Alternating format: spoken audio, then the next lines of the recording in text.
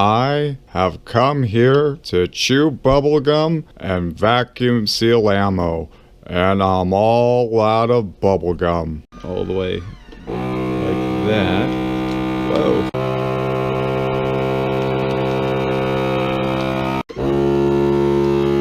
Oh yeah, there we go.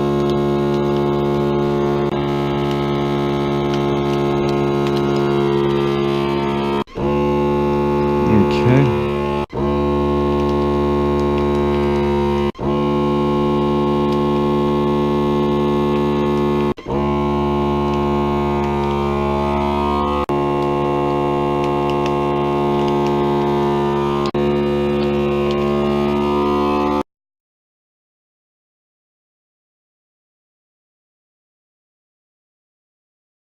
Hey, what's up YouTube? Double Watch Josh coming at you guys today with my 83rd vacuum sealing video, and today we're going to switch it up again to this right here. Federal, let's see, pack of 15, 12 gauge, 2.5 inch, 1 ounce, rifled, slug, hollow point.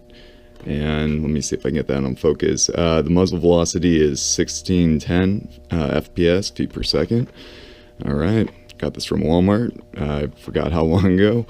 So there's that. Alright, so here's the box from the previous video, and just like before, we're going to start with some measurements. So when we look at this bottom seal, if I were to have made this bag myself, you would want about 1 inch of bag down here, but since we're dealing with pre-made bags, you don't have to worry about this measurement, of course, it's already done for you. But this top portion of the bag is what you want to worry about. So this should be at least 4 inches, which as you can see it is, at least 4 inches. Now the next thing we want to do is just look at the measurements of the box as compared to the bag. And I already did the measurements before filming this, and they're very similar to the measurements of the Winchester 12 gauge slugs. So as you can see, this is about a little bit more than 2.5 inches.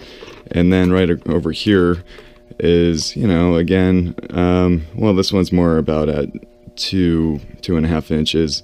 And so when you add up those those 3 measurements, you're going to come up with 9 inches.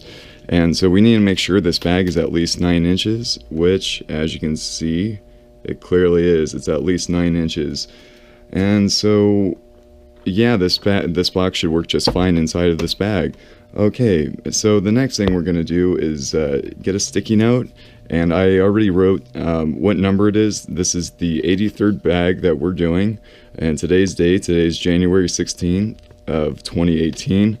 And then I'm going to put it somewhere on the box, just like before, somewhere that's not covering up important information or information that's listed only once. So probably right across the top here, just like that. Make sure it's nice and flush. And so this is the top of the box where you would open it. So that's the way I'm going to drop it inside the bag.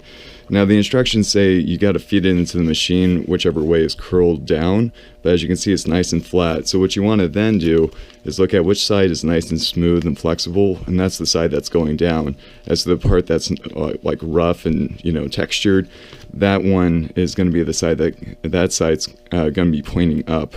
Alright, so let's go ahead and drop in the ammo. 15 slugs here. Alright, and it's a pretty nice flush fit with the bag, so you don't really have to center it too much. Should be fine just like that. Okay, so the next thing we're going to do is turn on our machine, of course. And then we don't need to do the seal option again because the bottom of the bag's already sealed off. We can skip that part. So it's already good to go, good to feed in.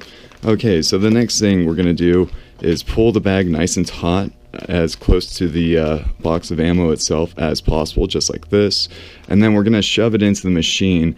And then as soon as the machine starts working, I'm going to shove everything forward to give the machine as much slack as possible to work. So let's go ahead and do that.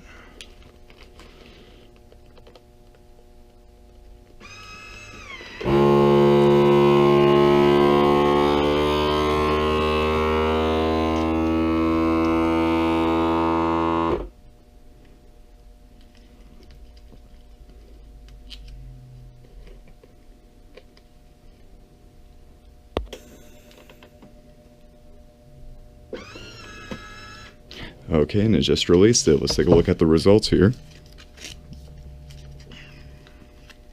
Alright. I don't know why I was looking at this bottom seal. It was already made for us. So there's the box. You see how you can see the outline of the shotgun shells themselves. That's good. That means a good amount of the air was removed. The box is slightly caved in. Also good. A little bit smashed in. Again, a good amount of that air was removed. And then let's take a look at the top seal. Make sure it was done well. Yeah, looks pretty good. Alright guys, there it is, number 83. And as always, thanks for watching, subscribing, and have a good night.